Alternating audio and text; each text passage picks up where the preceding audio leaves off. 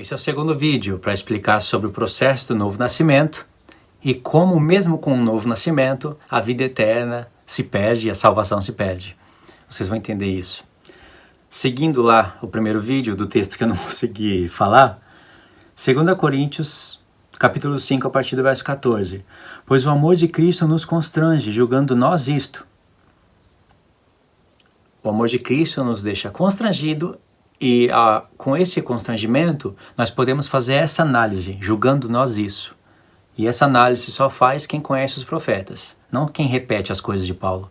Quem conhece os profetas, aí repete as coisas de Paulo com entendimento. Quem não conhece os profetas, não sabe de onde ele tirou essas coisas, repete só por repetir.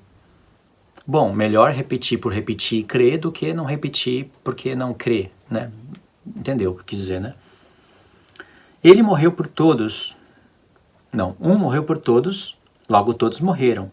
E ele morreu por todos, para que os que vivem não vivam mais para si mesmos, mas para aquele que por eles morreu e ressuscitou. Assim que nós, daqui por diante, a ninguém conheçamos segundo a carne. E se antes conhecemos Cristo segundo a carne, já agora não o conhecemos deste modo. E assim, se alguém está em Cristo, é nova criatura. As coisas antigas já se passaram e eis que todas as coisas se fez novas. Que texto rico! É interessante, um texto que explica a ideia do outro. Por exemplo, e assim, verso 16. Melhor explicar o verso 14, né? Pois o amor de Cristo nos constrange, julgando nós isto. Um morreu por todos, logo todos morreram. Isso quer dizer que quando Jesus morreu, não foi só o corpo que morreu, a cabeça que morreu. O corpo dele morreu, é claro. O corpo dele morreu, mas o corpo era uma figura da igreja.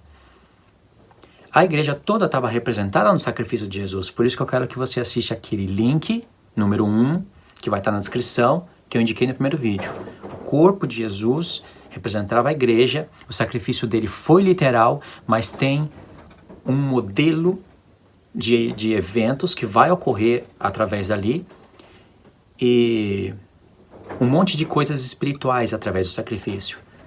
Talvez você ache que entenda sobre o sacrifício de Jesus, mas Jesus conquistou muita coisa através do sacrifício dele, muito. Não foi apenas um homem morreu pelos seus pecados e ressuscitou, e se você crê, você morreu agora espiritualmente, ressuscitou espiritualmente, e um dia vai morrer literalmente, mas com a vida guardada em Deus, e vai ressuscitar para viver para sempre com Ele. Não é só isso.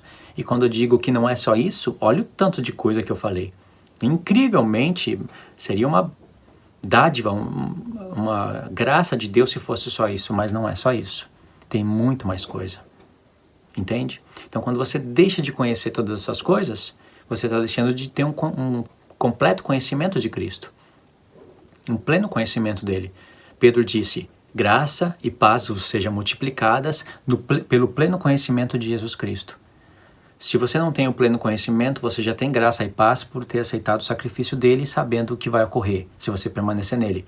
Mas essa graça e paz, ela vai ser multiplicada se você continua conhecendo ele.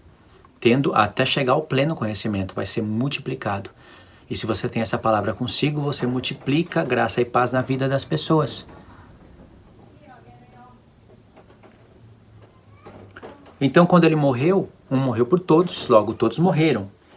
E ele morreu por todos, para que os que vivem não vivam mais para si mesmo. Quem são os que vivem? Os que ressuscitou com ele, espiritualmente, a ideia inicial. Mas para aquele que por ele não viva para si mesmo, mas para aquele que por eles morreu e ressuscitou, assim como nós vivemos para Jesus. Assim que nós, daqui por diante, a ninguém conheçamos segundo a carne. Olha o que Paulo está falando. Ele fala que nós estamos na carne. Em Romanos ele fala, o pecado habita na minha carne, de você também.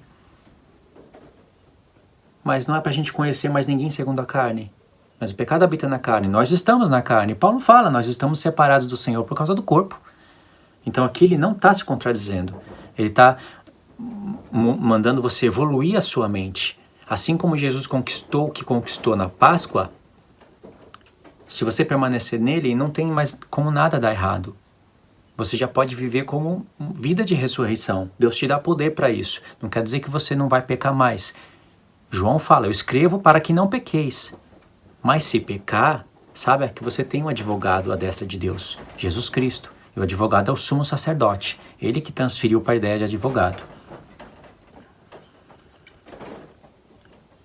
Assim que nós daqui por diante a ninguém conheçamos segundo a carne. E se antes conheçamos Cristo segundo a carne, já que ele veio segundo a carne, né? Já agora não o conhecemos deste modo, porque ele morreu, nos fez morrer com ele, ressuscitou, nos fez ressuscitar com ele e nos fará morrer e ressuscitar literalmente, e nós estaremos vivendo para ele nos lugares celestiais em Cristo, para se cumprir a palavra de Efésios.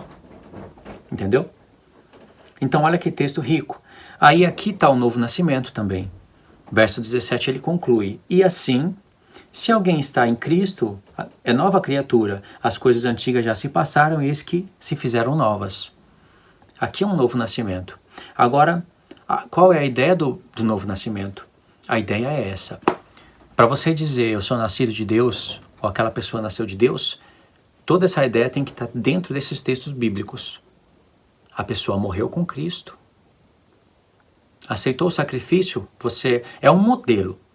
É um modelo que todo ele se cumpre em você se você permanecer em Cristo até o fim. Não é um modelo em que você acreditou, está aí em Cristo e aí tudo vai acontecer. Igual os calvinistas poderiam colocar assim, se foi eleito não tem... Entendeu? É aquela ideia, não vou repetir tudo aqui. Mas vocês vão entender por que eu estou falando isso. Por que eu estou falando esses textos. Morreu com Cristo, foi crucificado com ele, morreu com ele, ressuscitou com ele, e você tem que permanecer até o fim para que esse modelo, essas bênçãos, sejam na tua vida. Você vai dormir um dia em Cristo, aí você morreu com ele, e dormiu em Cristo, tendo fé nele. Dormir em Cristo é morrer um dia, dar o seu último suspiro na terra, tendo fé em Deus. Você vai estar na mão dele. E nesse dia, você estando na mão dele, jamais ninguém vai arrebatar você das mãos dele. Vai ter um juízo, um julgamento no futuro. Satanás vai querer te acusar, mas você vai estar nas mãos dele. E aí, de modo algum, você vai ser arrebatado da mão dele. E aí você vai ressuscitar.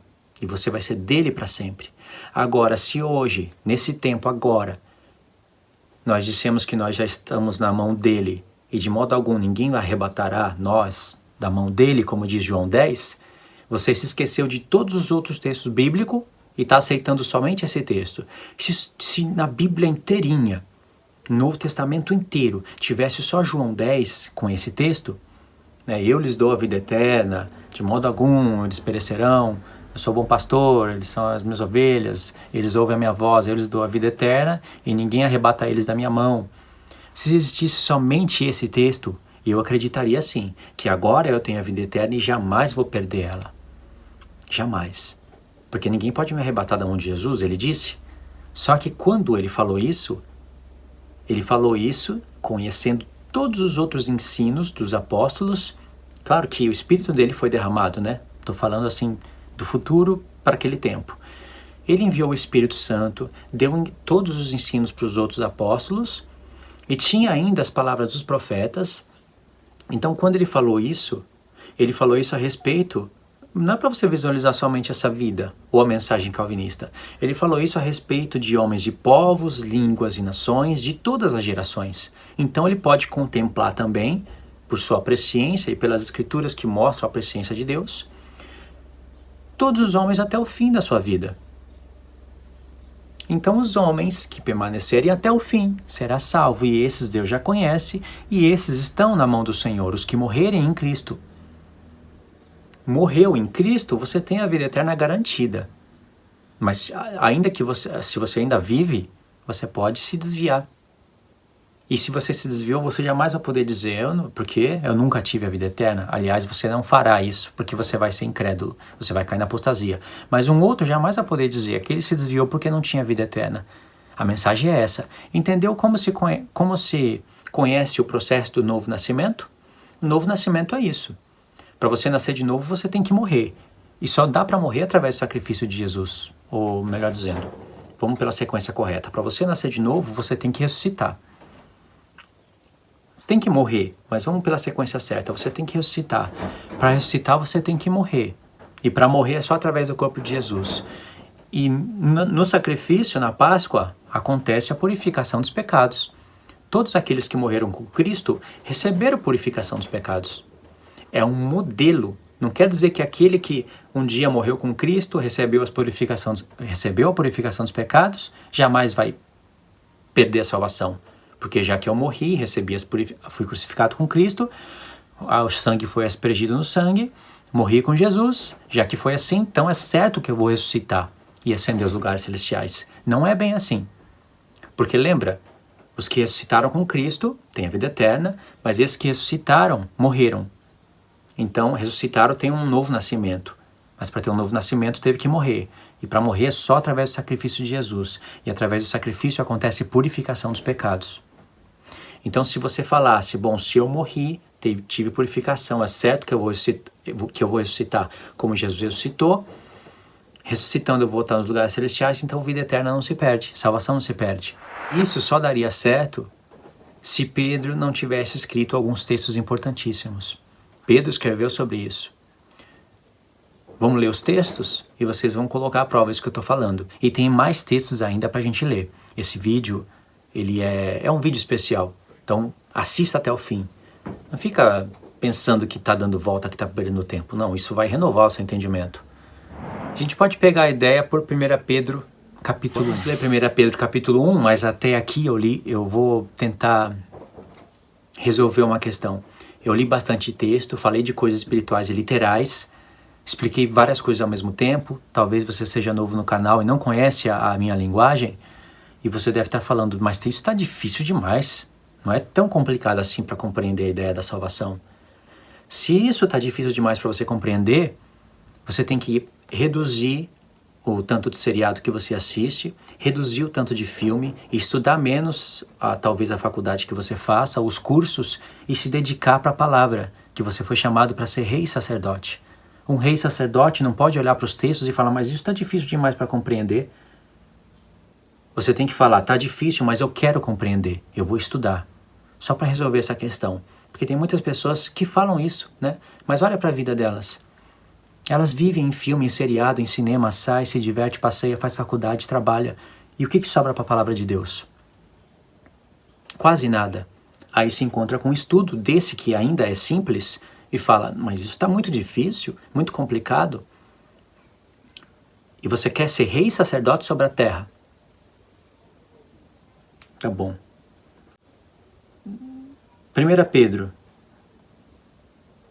capítulo 1 diz assim: Pedro, apóstolo de Jesus Cristo, aos eleitos, aos que foram predestinados, que são forasteiros da dispersão no Ponto, Galácia, Capadócia, Ásia e Bitínia, eleitos segundo o decreto secreto, a soberania poderosa de um Deus que endurece a quem quer, se compadece de quem lhe apraz, endureceu o faraó, etc. Não. Eleito segundo a presciência de Deus Pai. Eleito segundo a presciência. Não está escrito presciência segundo a eleição. Eleitos, escolhidos por Deus, segundo a presciência de Deus. Não a presciência de um Deus que só fica vendo as coisas e não pode mudar nada. Ele só vê e vai dançando conforme a música. Eu tenho até vergonha de repetir uma idiotice dessa que eu acabei de falar, mas é essa idiotice que se levanta contra esse texto. Deus Pai, em santificação do Espírito, para a obediência e a aspersão do sangue de Jesus Cristo, graça e paz vos sejam multiplicadas. Aspersão do sangue. O que Pedro tem aqui na mente? Calvinistas não sabem. Eles sabem inventar coisas aqui para colocar neblina na palavra presciência. Mas aspersão do sangue? Sei lá, deixa pra lá. Não. Eleitos de Deus não fazem isso. Então, vamos comentar um pouquinho sobre esse texto, mas na parte número 3.